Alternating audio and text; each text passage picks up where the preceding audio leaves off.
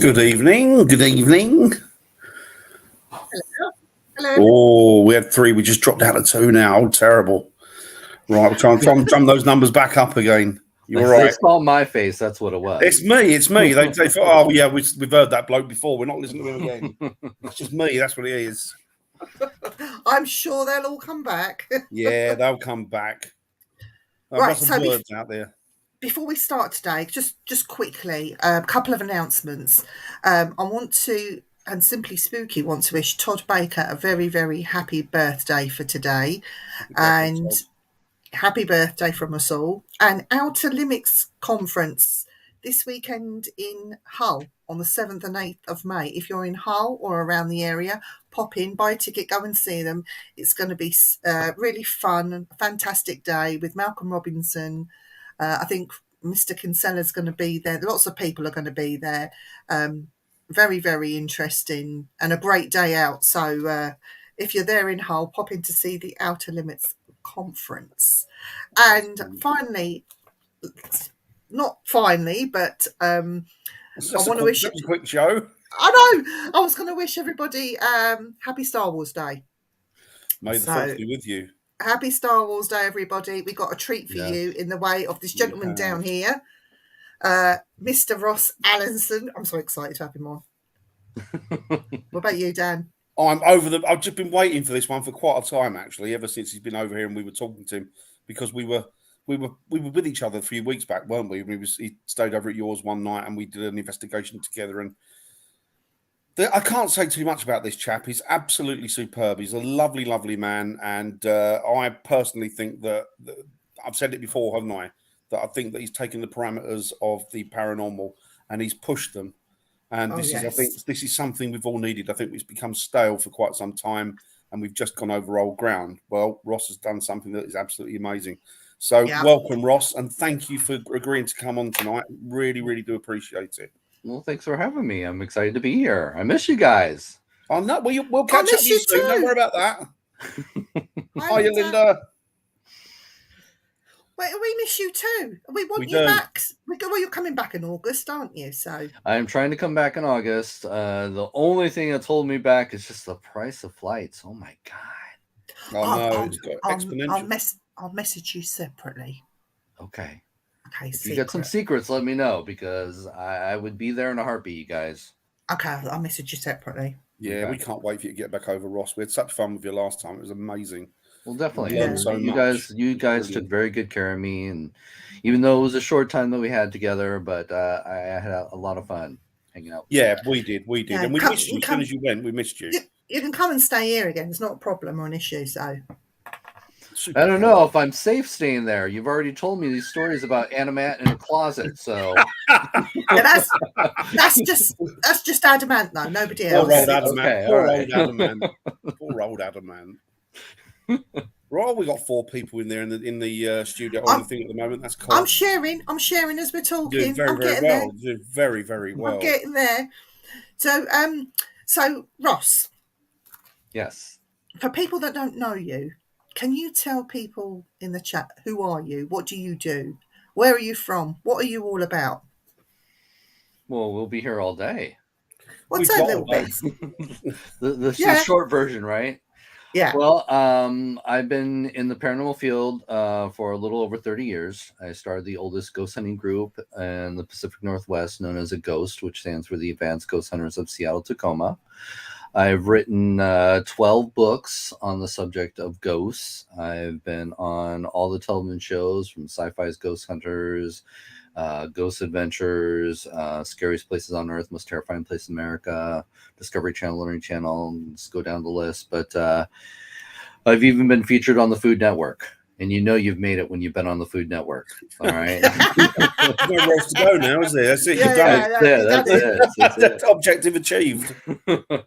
Let's see. I also run Spook in Seattle ghost tours. So you can definitely, if you're in the Seattle area, definitely check out our tours. I lecture all over the world on ghosts. And then, let's see, I also have a documentary that has just been released as well. Wow. So I think that's a small portion of it. That's amazing. See, I told you, the man, he's a Renaissance man. He's absolutely genius, genius level, Yeah. this man here. So, Ross, could you I tell us? know I'm gonna have to send you that paycheck later after all this It's stuff. got to, it's got to come. It's got to come. It's got to come. Where's mine? I want one.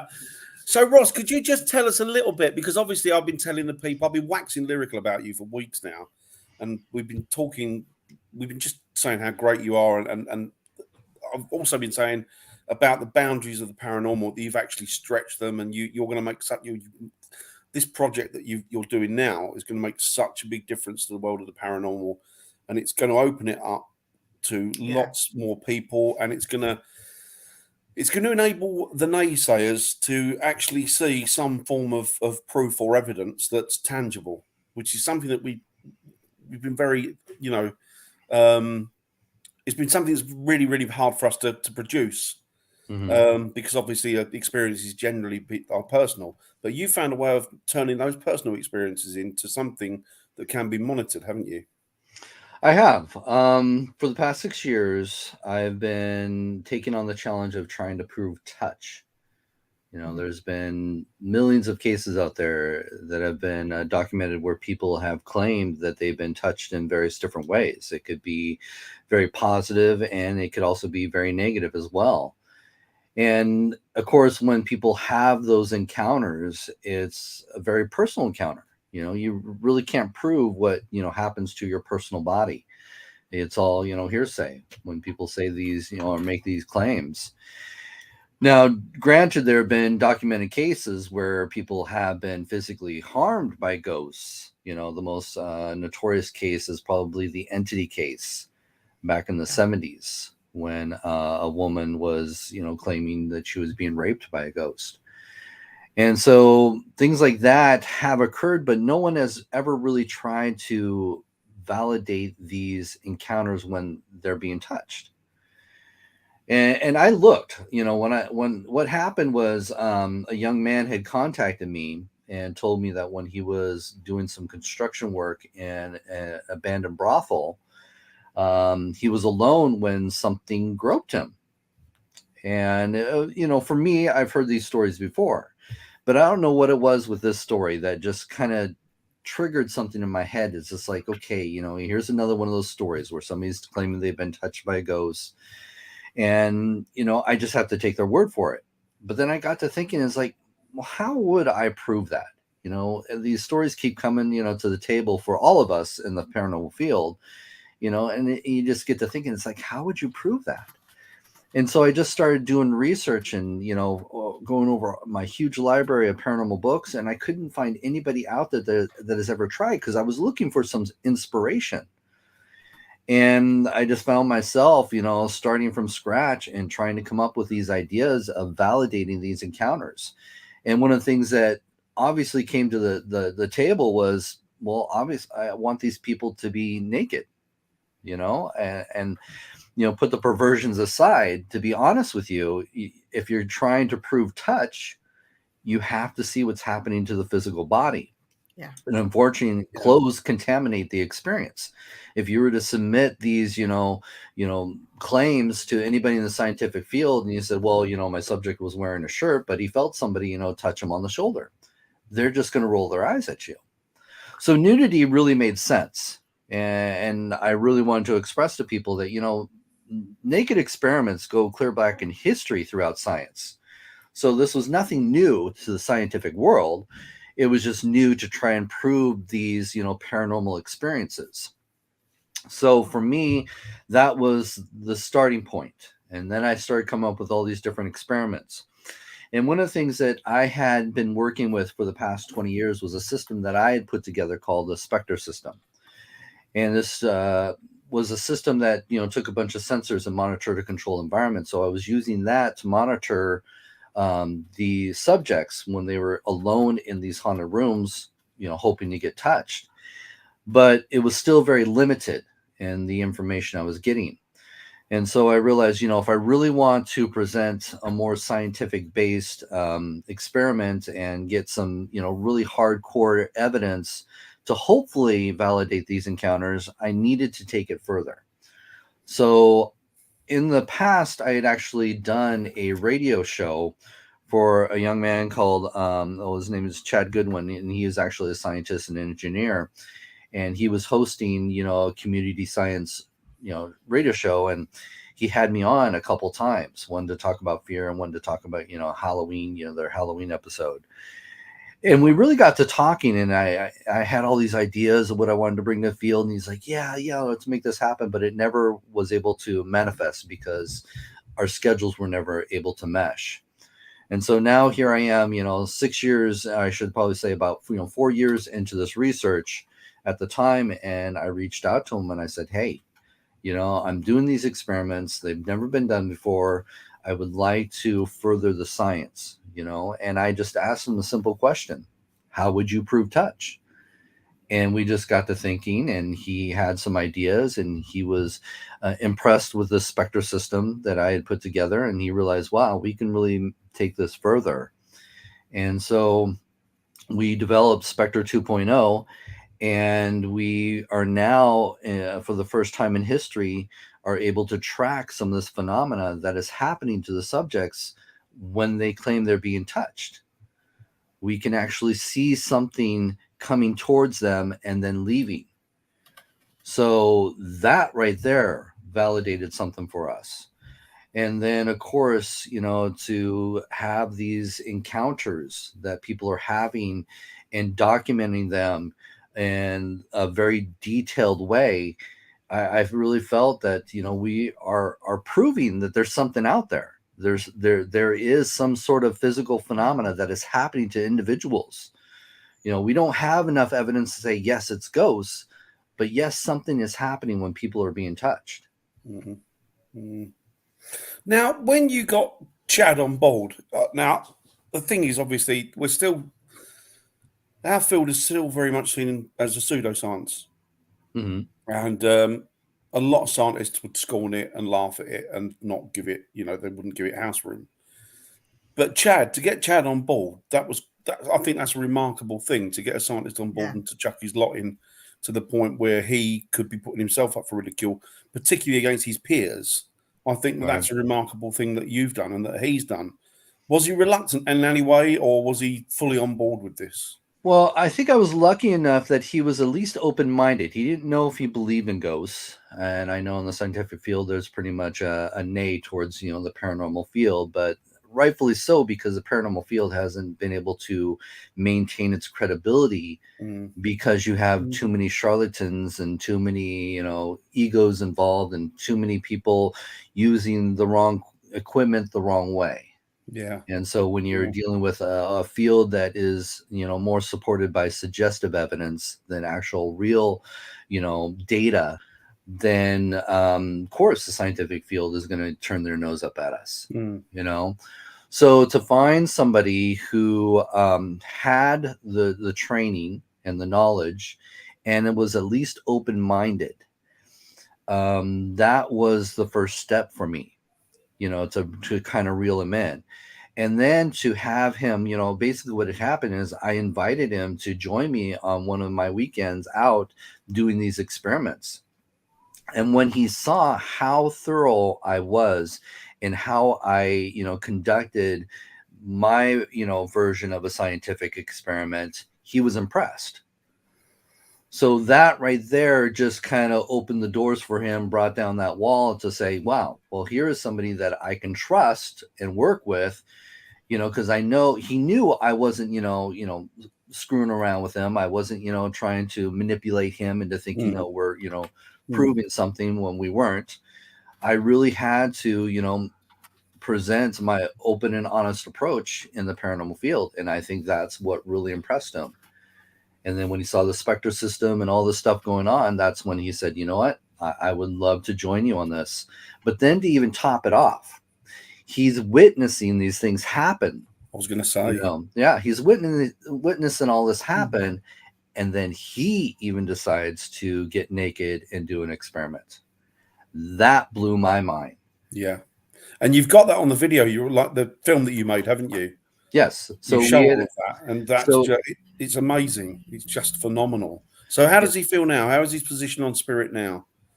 Little more open-minded. again, you know, when you're trying to be more scientific in your approach, you have to go with what you know and not with what you think you know. Yeah.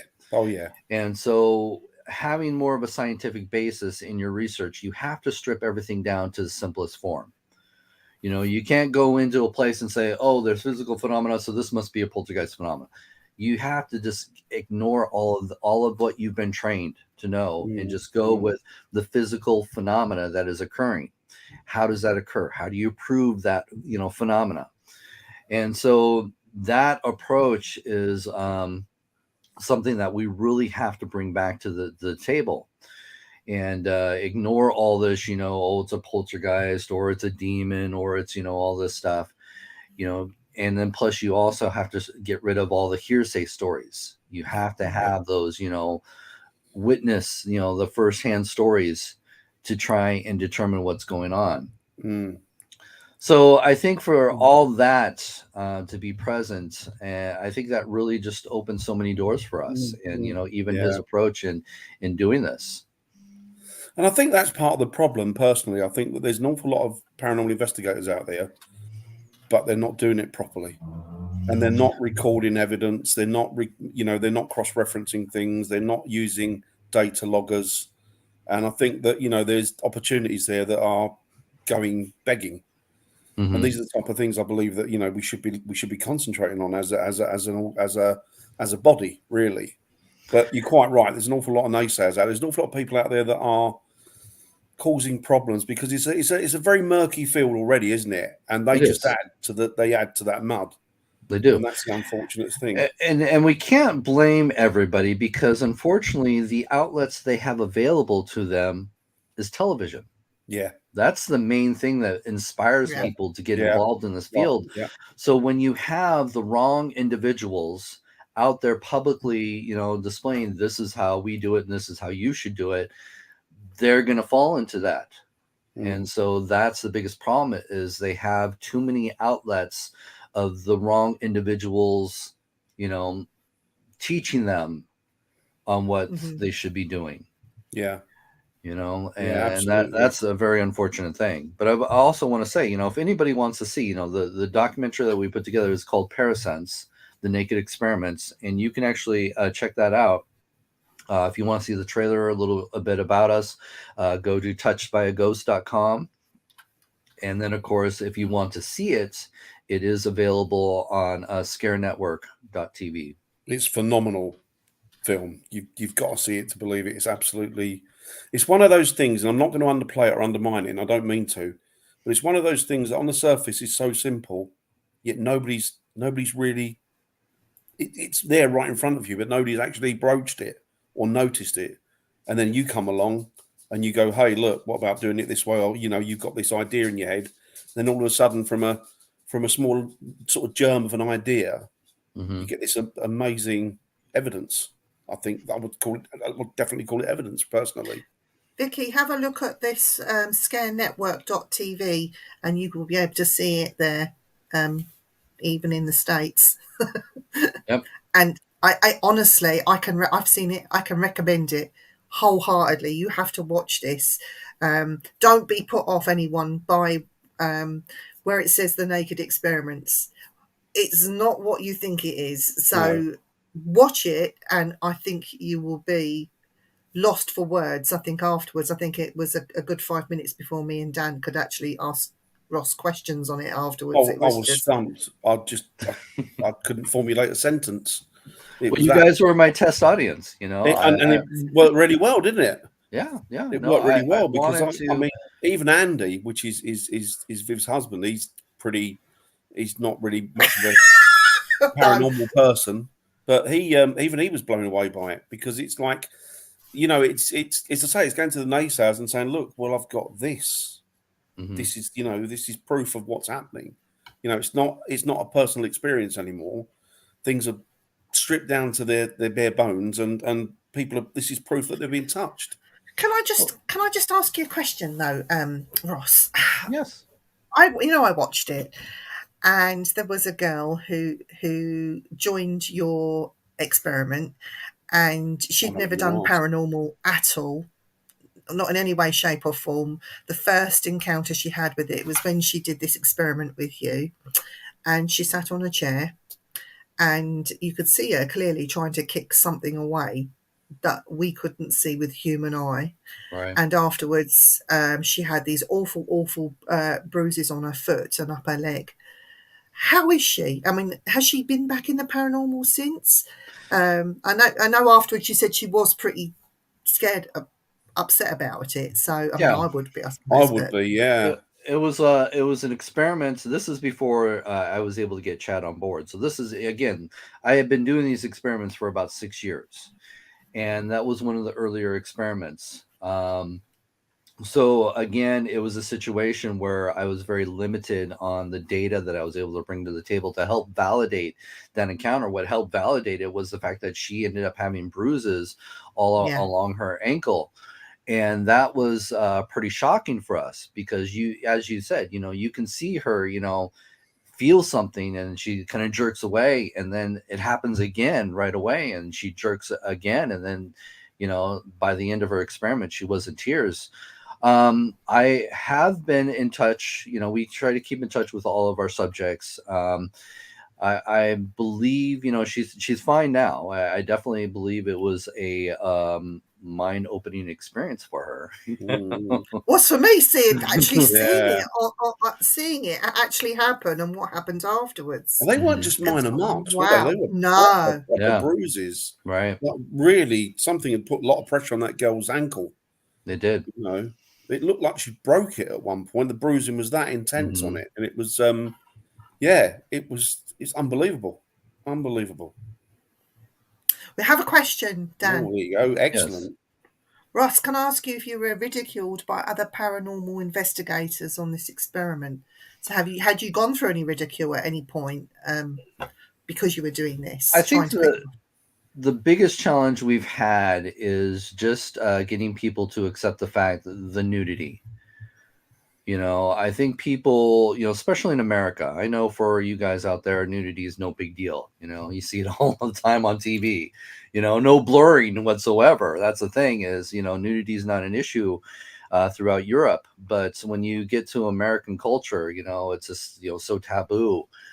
And I think that's one of the biggest things that we've had to overcome, which I was kind of surprised, because if you look at the show, Naked and Afraid, that show's been on we're going on 14, 15 seasons. Yeah.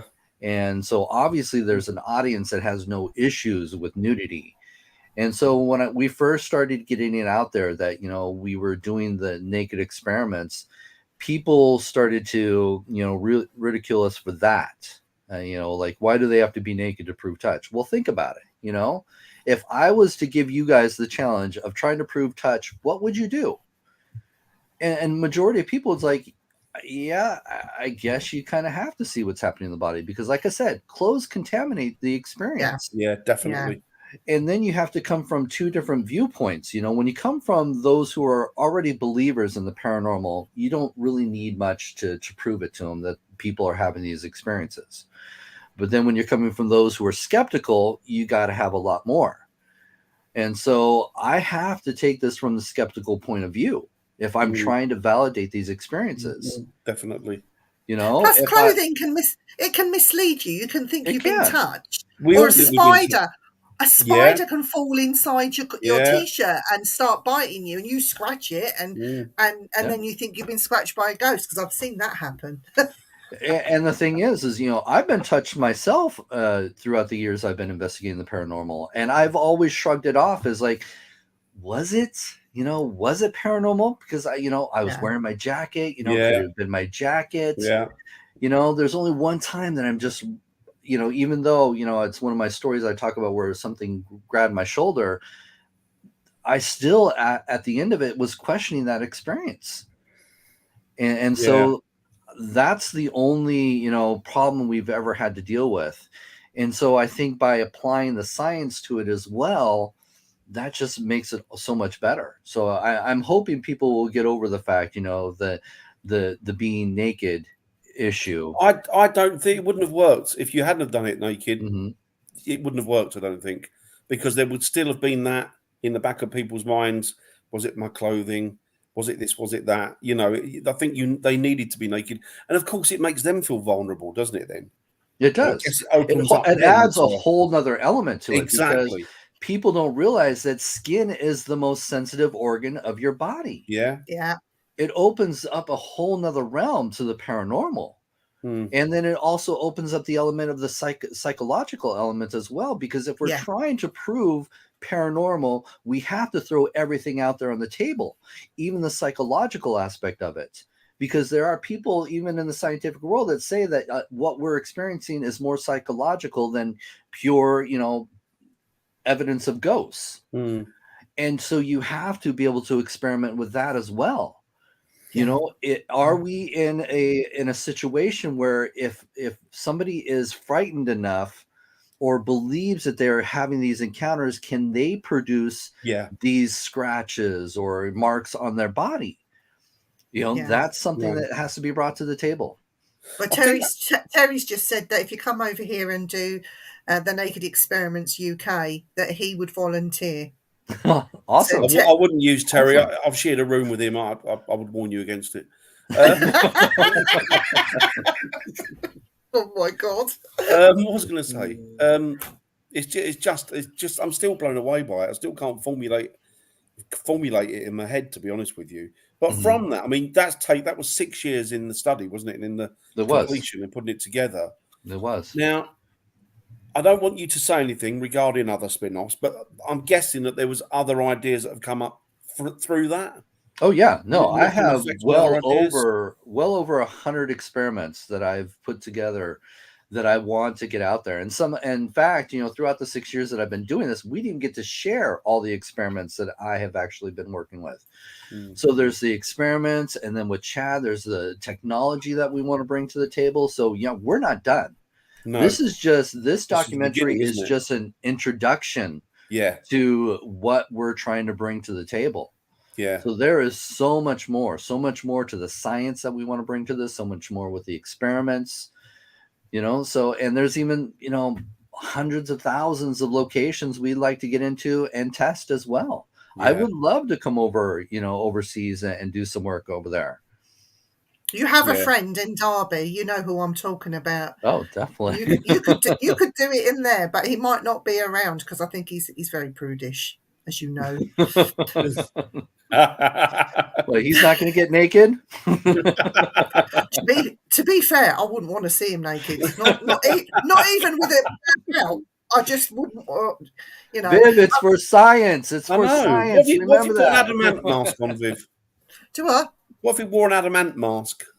Yeah, but his body's a bit old and saggy. I just wouldn't want to. It's just sometimes there's things that you shouldn't see. But I've put your a ghost.org up there if people want to have a look, and I've been showing the Scare Network link on there. But I just want to move this slightly, and it's very exciting. If anyone wants to go and see this documentary, please go off, have a look. I fully recommend it. I'm so excited by it. It is going to change the paranormal world forever. Absolutely. It's bringing this to a whole different level. But I'm not taking it away from that, but I want to talk about your haunted museum. Oh, yes. Oh, yes. You have a museum in Seattle. I do. So if anybody ever comes to the Seattle area, check out Spooked in Seattle. We are based in Pioneer Square, which is the heart of Seattle, where Seattle actually started. So there's lots of history there, lots of ghost stories. And what started out is when I first had the opportunity to move into this huge space, I had space I had to fill. And so I started a museum, and it was going to be a ghost museum, but I decided I always had this fascination with death customs as well. So I, started collecting mourning dresses, vintage coffins, embalming stuff, old funeral stuff, and also haunted objects as well. And it all filled my museum. And unfortunately, due to COVID, we lost the location we had. So we ended up moving into a smaller location in Pioneer Square. So we're back up and running. And it's a cute little museum filled with all that stuff. And everybody loves, yep, there's my book, Spooked in Seattle. But everybody loves to hear the stories about the haunted objects and all the morbid stuff that people used to do when it came to death, especially during the Victorian era. Hi, Kelly. Hey, Sorry. Kelly. Oh, we have a Good, thank Kelly. thing here, Dan. Do you want to read this one out? So William Southey, lovely fellow, William Southey. With respect, technical equipment will not tell you exactly whom or what it is, and there is no guarantee, contrary to popular belief amongst most paranormal investigators. Just because it says it's a human, etc., does not mean that it is or it feels negative. This does not mean that it's evil or a demon. Absolutely, I agree with that. Yeah. The word demon is also willfully. Yeah, I agree with that as well. It is willfully misused by most people in this area, whom have very little understanding of what they are feeling or seeing. Yeah, well, that's a fair point. Right. And that's why we don't get into any of that stuff. No. You know, and also too, if you're trying to be scientific in your approach in the paranormal, you can't use the term demon, because obviously then you're bringing religion, a religious belief into the paranormal and into your research. So as I've said earlier, we have to go with what we know and not with what we think we know, and stripping things down to the simplest form and investigate that first to have a better understanding of the paranormal. I've always said, if we could investigate just one phenomena, and if ghosts were just the cupboard doors flying open in your kitchen, you know, if that was the only phenomena we ever experienced when it came to ghosts, then it would be so much easier to focus on just that. And by now, throughout the decades that we've been investigating the paranormal, we would have a better understanding of what causes those cupboard doors to fly open in your kitchen. But the problem with the paranormal field is we're just all over the place, because there are other elements to the paranormal, not just physical phenomena of things opening and closing. So I've always said, if we could just stay focused on that. Buy new cupboards. But if we could just focus on just one particular phenomenon, such as me just focusing on just touch, once we have a better understanding on how that phenomena happens, we would have a route. Move on from it. And then we could spread, and hopefully that route will lead into other elements of the paranormal. Yeah. And the problem is we don't do that. As you even said, Dan, the field is too muddied up right now. Yeah. Everybody's all over the place, and everybody has their own theories and ideas of what's going on, but we're really not applying science, and we're allowing suggestive devices to prove our points. Yeah. And now we're getting to a point where it's just all lazy ghost hunting. Yes. It's for entertainment for the audience, and it's entertainment for ourselves. Absolutely. And I think this is, I agree completely. And I think this is the problem, that it seems to have turned into for entertainment rather than for any research. You know, there's no real definitive going out for titillation, a lot of it. Exactly. Yes. And, they want the instant gratification. Yes. And instant gratification isn't always there. No. You don't find the results until you spend 6 or 7 hours to 8 hours plus reviewing the videos, reviewing the audio. Yeah. Yeah, and as laborious there's as it is, there. that's your bread and butter. But it's not only just entertainment, though. I think people are doing this thinking that they're going to get famous very quickly and make lots of money from it. There's a lot of that in it. And I've seen this not just in the UK or in America. I've seen this across the world. People think that they are going to become rich and famous through the paranormal, not understanding what any of it is about. And trust me, if you're going to get in the paranormal, you're not going to become rich and famous through it unless you put in the hard work, and a lot of them don't seem to want to. They don't seem to want to understand the paranormal, to be honest. No. So doing what you're doing hopefully will give people a big shake up, Ross, because it needs a big slap in the face, and Parasense is the slap in the face that people need. I think it's phenomenal. I think the thing that got me about the video as well, the film that you made, was the fact that Chad obviously Chad, being a scientist, is very clinical, and the way that you did it was very clinical, and so unbelievably professional. And the thing is that Chad didn't even touch his neck, did he? But he had marks that came up on it. Right. Terry, you can't give up because you're getting naked for Ross. Sorry. And that was another bonus to this, to have him have those physical contacts as well. That, Yeah. opens up his mind. And now, he definitely is all into what we're doing and helping us to move the field forward by applying more of a scientific, basis in how we, proceed with the investigations. Mm.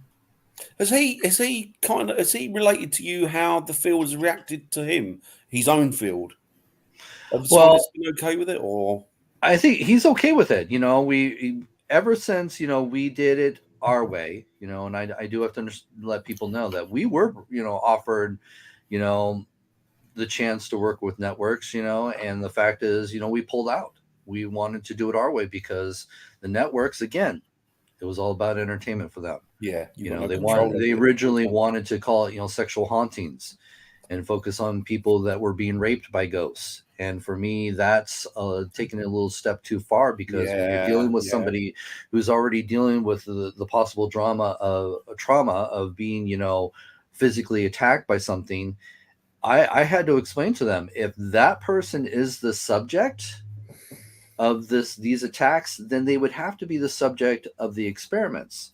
Because I Yeah. can't just expect to throw one of my subjects in their bed and hopefully it'll attack them too. I have to use them as a subject to see what is physically happening to them. And so you're putting them in a situation where they're already dealing with the trauma of the physical phenomena. Now I'm asking them to get naked on camera, exposing themselves in a whole nother way. Yeah. And that for me was just, no, I'm not going to do that. No. So, that was a big problem. So, I think right now, for the fact that, Chad has had these experiences, and now he knows that we're not, making this stuff up. There's something to this. He's got that questioning mind as well. What's going on? How is this happening? He wants answers. And so that helps us all out in this field to have, somebody like him. Dan, shall I tell you something funny? I was over in at the Oregon Ghost Conference, and Ross introduced me to Chad briefly so I could say meet him. And I said, "Oh, hello, Chad. Yeah, I know who you are." I said, "I've seen you naked." And he blushed. He blushed. Yeah, I didn't recognise you with your clothes on.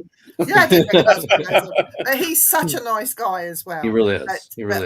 But Ross is my favourite, and I don't mind telling people that.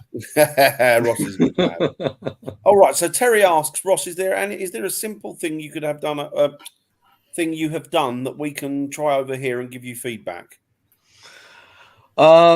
There are some experiments that I am working on that I would love to see more people doing, and because as we've learned with the paranormal field, it's all about being at the right place at the right time. Mm-hmm. So if we have more people doing these experiments, and getting the data, the honest data from individuals, it'll help us to advance even the experiments. So yeah, I think if you get the chance to see Parasense, one of my favorite experiments is the puppet. I've had a lot of interesting things happen, and I apologize we didn't get a chance to go into more detail of the puppet and sharing the results from that. But that's going to be in the next one. We're going to go into more details with some of those experiments. I would like to see people doing more of these experiments that I come up with. Yeah. Definitely. Yeah, if you could roll that out globally or something like that they could feed all the information back into. That would be phenomenal. And it doesn't mean, Terry, that every time you go out ghost hunting, you need to take your clothes off and get naked either. Yeah. No, it doesn't. It doesn't count. It doesn't count. Just in case you're wondering, Terry, there. But you're an author as well. I know I've been waving this one around. Yes. But you've got about 12 books out. Mm-hmm. I got 10 that are out right now, 2 that are about to come out soon. The 2 newest ones that I'm working on is another one for the haunted series that I do with David Weatherly. We got the Haunted Museum at Parks that we're trying to get out. And then, of course, the one that I decided to work with Chad. We decided to do a more scientific-based book. And so we are doing Parasense. So I got that book that we're working on. Where can I get these books? I know I put your website up. Can they find these on your website? I always tell people go to Amazon.com. Okay. Or I guess it would be Amazon.uk for you guys, right? Yeah. Yes. So yeah, you should be able to get them on Amazon with no problems. So there's I lots love of my reading book. there. I love my book. And also, I think you should bring out because you're quite close to. I've got to say this because I'm just mental at the moment about them. Go close to where they see Bigfoot in Seattle. You're quite close to where The the area Northwest, yeah. Northwest is So where a lot of sightings have been reported. So yeah. have you seen one? I haven't, but I'm not always out there looking for them, to be honest. So, I keep an open mind. I can't, call myself a paranormal investigator and have a closed mind to any elements of the paranormal. So I've always kept an open mind to when it comes to cryptid stuff. So, I think it's definitely an interesting thing. I know you love it. You were all excited to go to the museum. Oh yeah, He was addicted to it. I'm addicted to Bigfoot now. So you go I to am. that museum, but you didn't come to my museum. I see how it is. Yeah, but Listen, when we turn up on your doorstep, you're gonna be, oh no, you're going to know about it because we're staying for a couple of weeks. In fact, Dan is going to stay with you, and I'm staying with June. So I All right. June. I want to June meet time. because I think he's a real character. The fellow you've got working in your shop, Oh, Mark? he tickles me. I find him hilarious. He's kind of, and I mean this in the nicest way. He's a little bit like he strikes me as a little bit like a Basil Fawlty of the paranormal. He's a little Probably, bit yeah. like he's like he's very matter of fact. Yeah. It seems, when you did that video, I was watching a couple of your videos with him. I think he's hilarious. I think he's brilliant. He'll But say I mean what that in a he nice wants way, to not, say. Yeah. No. He's I mean great. that in a nice way. I think he's real personality, real He's character. been a close friend of mine for over 20 years now. Wow, Yeah. really. So Yeah, I wouldn't have been able to do a lot of the stuff that I do today. Ghost hunting was one of the things, when I started my ghost hunting group, he was the inspiration behind it because I wanted to get involved in ghost hunting when I moved back to Washington back in 2000. And ghost hunting wasn't as popular as it is today. So, there were no groups to get involved with when I moved back to Washington. And so he was the guy that told me, hey, just start your own group. And I did. And it just kind of took off from there. So we have just quickly. We have we are part of a ghost your team, but we're the UK division. Me and Dan, we've decided. Well, that means everybody's got to get naked and do experiments. Just so you know. Just kidding. I get naked and do experiments with soap. Not those kind of experiments. We're not getting the shower. I will but do not it. Those kind of experiments. I'm not doing it anywhere near the sea because people are trying to just push me back in. I think I was like, look at this poor beached animal. Oh, Terry wants to join. Terry wants to join as well. We'll have to see. We have to see what we have to think about this, Terry, because you have to go and do a test before we. Yeah, and you got to pay me in Viv money. Yeah, we got to send some to Ross. Yeah, I was going to say, do I get any of this? Gosh. Of course you do. Yeah. Of course you do. You get a third No, share. I'm always open. We do have open membership, for a ghost. Right now it's easy because everything's online because of COVID. But the thing is, my thing with running my team is I've always told people when they join a ghost, it's just, don't get it in your head that you're going to experience what you see on TV. I've always said, if anything, hopefully you'll have some unique experiences to validate your beliefs or not. But if anything, you'll walk away knowing more walking out of this group than you did walking in. Yeah. So I'm all about education. I go out of my way to make sure my members learn and try new things, because my thing is always challenging the field. Yeah, what's absolutely. Behind your in your museum, you've got the death part in there. What is the inspiration behind the what do you call it? It's the death bit in the museum that you've got. You've got a special death dungeon part or whatever it is. Well, it's the fact that I've always been fascinated with the Victorian era. Oh, I love the Victorian era. Mm. I love the fashion. I would love to wear a top hat all the time, and just the suits and stuff. And then I love the fact that the Victorian era was all about showing off your wealth. So Yeah. the Yeah. architecture is amazing Mm. because you have so much detail going into that architecture.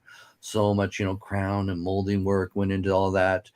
And so there was always that fascination with the Victorian era, but they also were a big part of when it came to death customs. Yeah. It was the mourning attire was huge back then They because, were obsessed with it, weren't they? they were. Well, Queen Victoria started a lot of that too, Yeah. when she lost Prince Edward. Yeah. So there was a lot that she influenced into American customs as well. And I really I think it's just fascinating when it comes to how people mourned back in those days. Today, we consider it more morbid what people did back in, the 1800s and early 1900s, taking photos of the dead. That's morbid today's standards. Digging bodies up and looking at them and experiment with them and pulling them around, Exactly. all sorts of weird and wonderful things. Do you think, though, that a lot of that is because that period, the mortality rate was through the roof, It right was. the way across the age differences? And it was about celebrating death, Yeah. a constant reminder that death is always slowly approaching. You Yeah. never know when it's going to hit. And the fact that, children were dying so often back in those days. Yeah. Most families did get attached to a child till after the age of 6.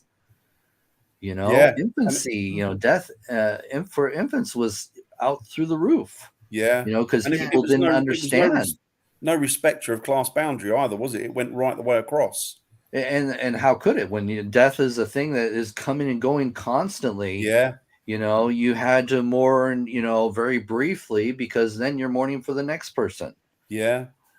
Yeah. I So mean, spiritualism as well. That was a great big yeah, creation of the and that's Victorian another period, big wasn't part it? of it too. So I think the Victorian era plays a major part in a lot of this that we, find fascinating today, even the paranormal.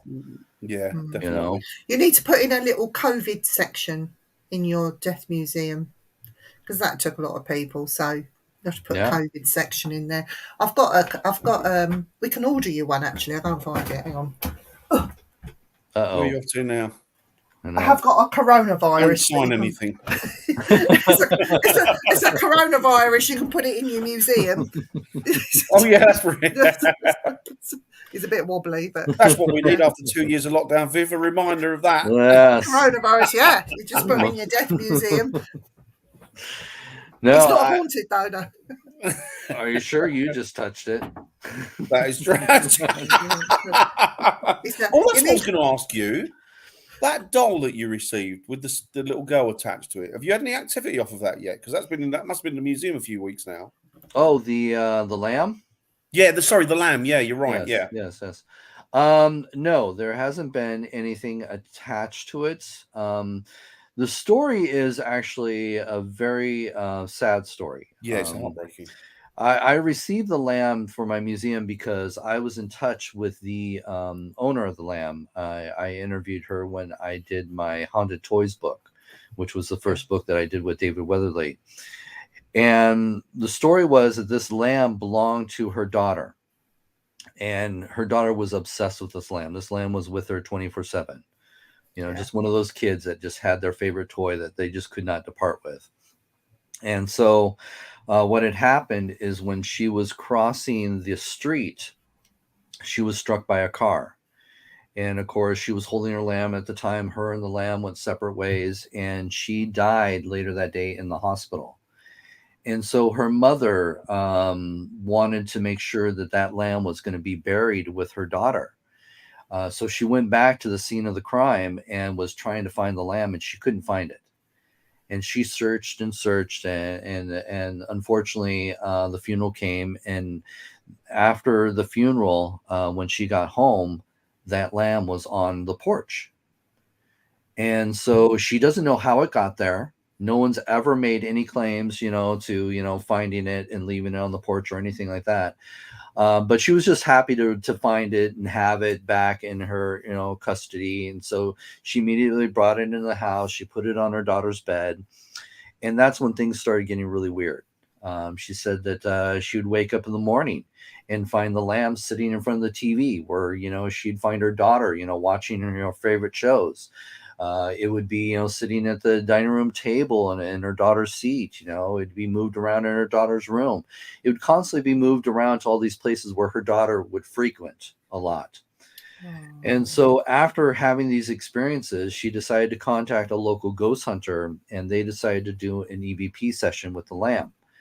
So they set the lamb on the table. They sat around the lamb and asking questions, trying to communicate with their daughter. And they had stopped the EVP session.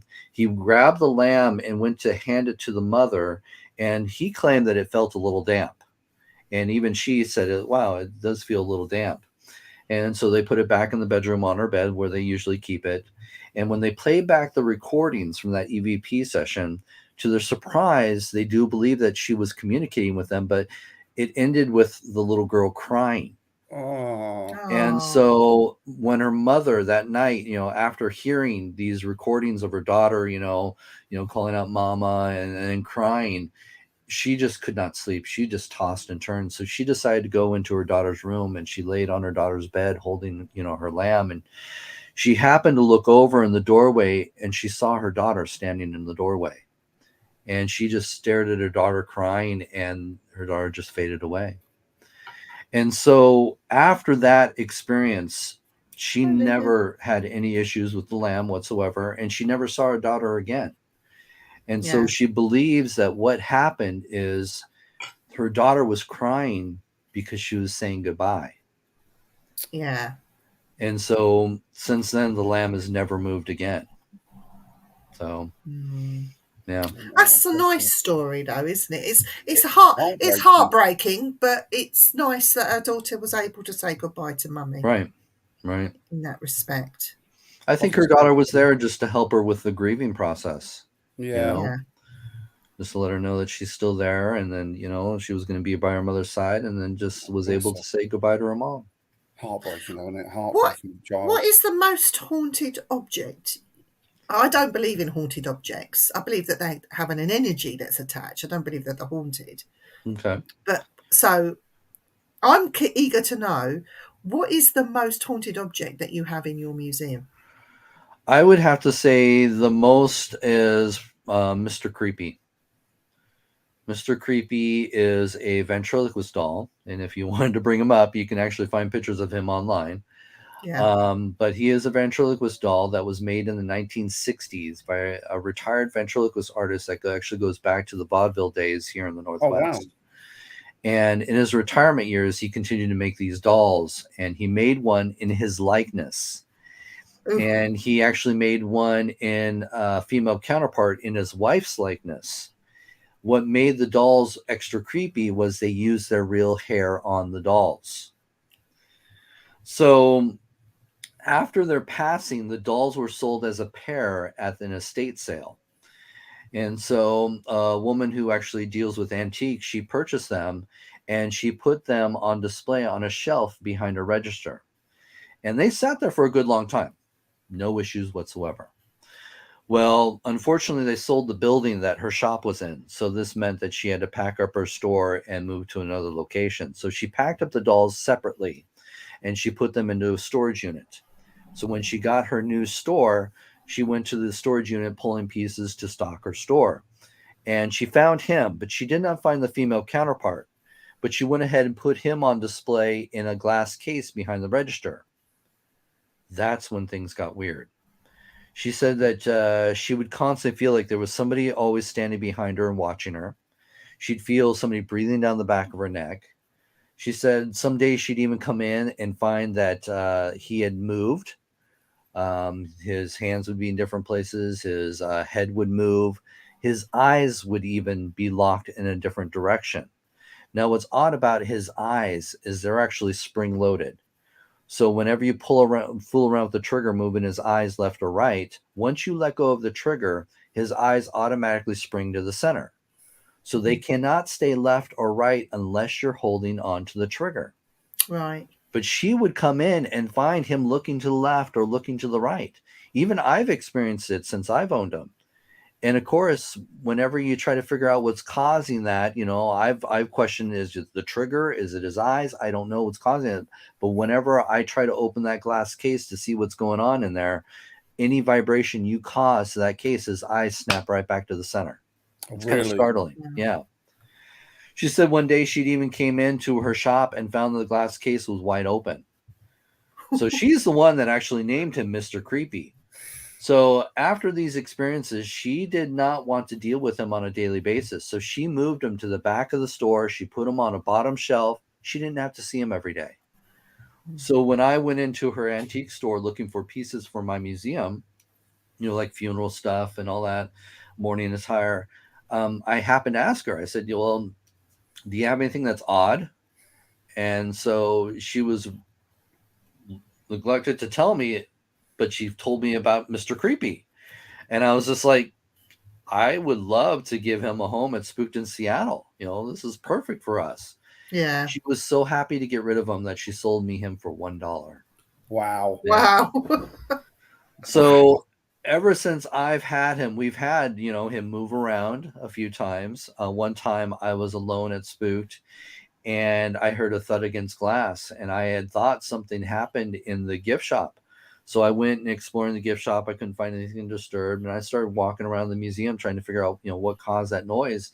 And as I came around to the doll case with all the, haunted dolls, there he was with his head turned and up against the glass. So I took a picture of it. And if you ever look at the picture online, you can actually see in the reflection of the doll itself, it's not the same. It actually looks more lifelike. It looks like an older version of the gentleman that actually created the doll. Yeah. And so I believe he is attached to this doll. And people are kind of wondering why, why is he haunted? I think he's just looking for the female counterpart. And there's been no sign of, no word of where she might be. Yeah, no. We're still trying to find her. So if you ever see me post an ad, Mr. Creepy looking for Mrs. Creepy, you'll know what that's about. No need for you to respond, Viv, just so you know. He knows you too well, Viv.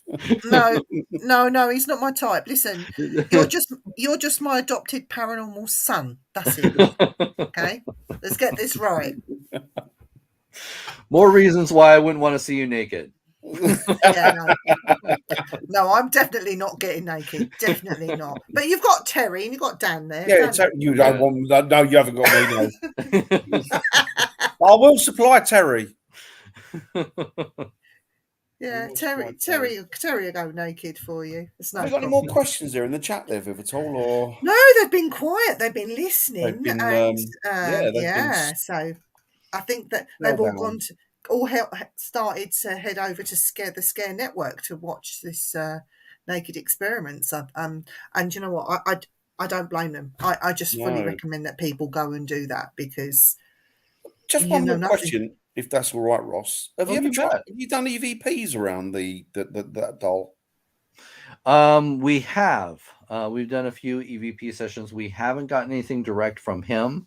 And it's hard because a lot of times when you're doing an EVP session, especially in a haunted location with all these haunted objects, you never know where it's coming from. Yeah. So honestly, I have not gotten anything that I can claim is directly from him. Just the odd thing is just the moving around. Yeah. Brilliant. Absolutely brilliant. You got any more questions, Viv, for Ross? Well, Gary has said that he will supply Terry for free. We're all going to give Terry away.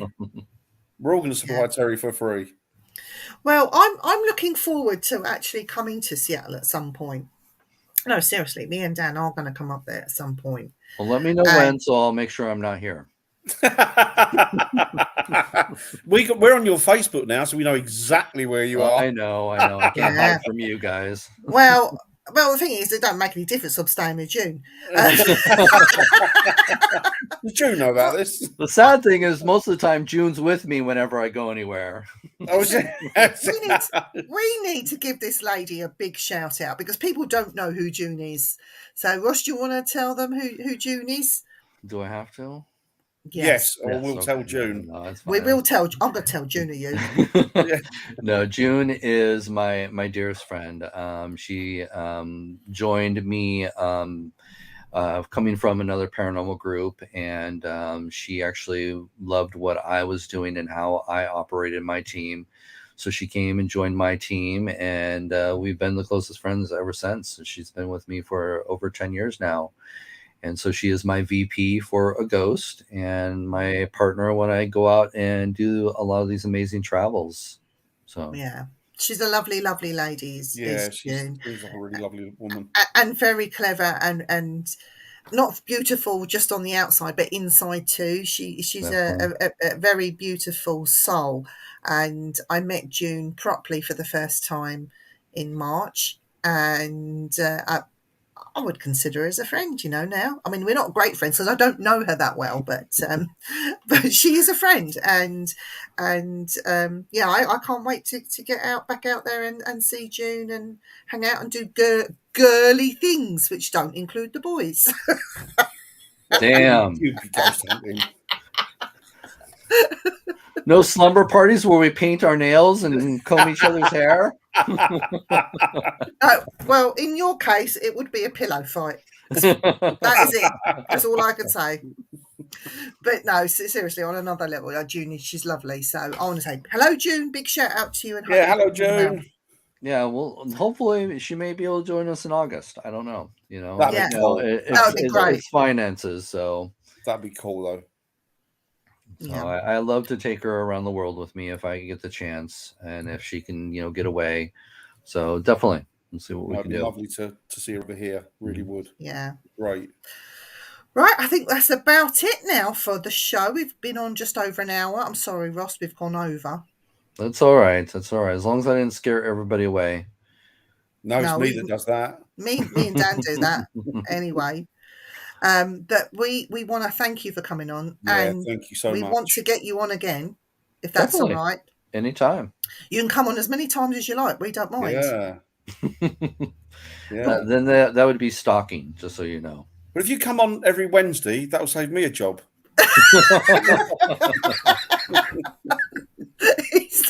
He said, "Sod off! You're not paying me. I'm not doing it." No, seriously, I'll second that as what Viv says. Thank you so much for coming on, mate. It's been fantastic, and personally, we can't wait for you to come back over because we're gonna have a whale of a time. And I think when you come back over, we'll try and arrange something. Maybe do a ghost hunt somewhere. We can get people to come on. We can just have a mass. It's more of a social more than anything else. But I know they'll want to ask you questions about your documentary once they've seen it over here. So, it'd be great. I think if we could do that with you. I enjoyed just doing the what was it, the Air Force Base with you Rotham. guys. So, yeah. That was special. We hired that. Yeah, just so we had it to ourselves. But I think next time we'll get some people out so they can come and meet you and investigate with you or just chat to you, whatever they want to do. We'll, and we've got a few places we want to take you as well. So yeah. And I may be open to do some experiments there if we get some subjects. Cool. So not naked ones. Why not? Take advantage of the opportunity. That's if Terry's available, maybe then. But I'll just sit and watch. That's all I can say. I would love to do the jail. The jail was awesome when you took me there, so that would be cool too. Oh, that's cool. That place. Yeah. That's cool. That place. Definitely.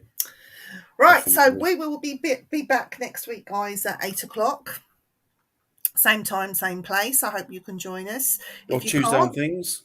Tuesday on Things at 7:00, where we will be discussing haunted vehicles or cars. I still haven't got a clue what I'm going to do for that one.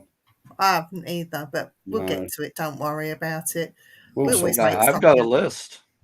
Have you? Oh, we'll talk to you after. Have you? Can you come on the show? About that because I was going to make something up. James Dean car is probably one of the most notorious ones for being haunted. The James Dean car, absolutely. Yeah. Yeah, Well, definitely. I was thinking more of Ed Gein's car because he Well, had a They still car got that. somewhere. It's disappeared, hasn't it? So Has it? yeah. All right, we better talk off air. It's right. nearly 10 past, so I'll wish everybody a happy evening and Yeah, great week, guys. Stay safe. enjoy the rest of your night. And don't forget, may the 4th be with you. May the 4th. Awesome. I am your father.